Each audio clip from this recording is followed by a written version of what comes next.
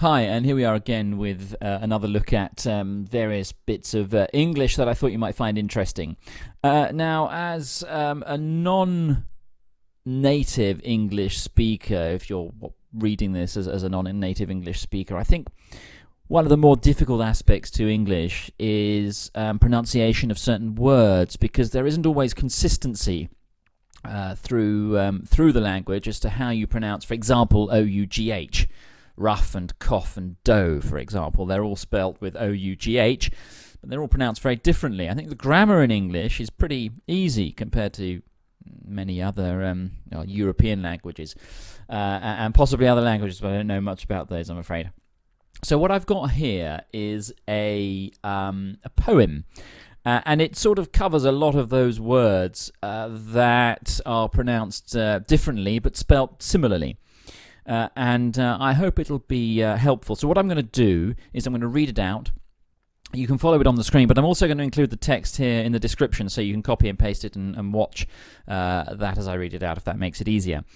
So let me just change this view to web layout, so that might make it easier.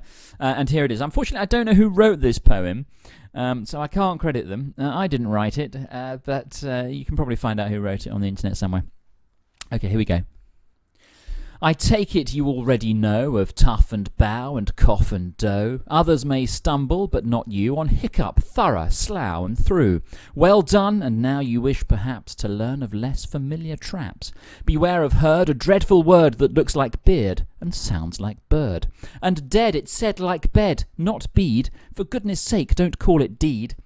Watch out for meat and great and threat. They rhyme with sweet and straight and debt. A moth is not a moth in mother, nor both in bother, broth in brother. And here is not a match for there, and dear and fear for bear and pear. And then there's dose and rose and lose. Just look them up, and goose and choose. And cork and work and card and ward, and font and front and word and sword.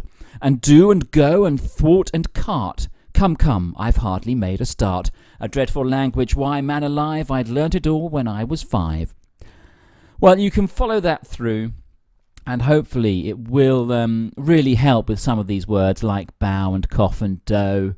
Hiccup is an odd one. Thorough, slough and through.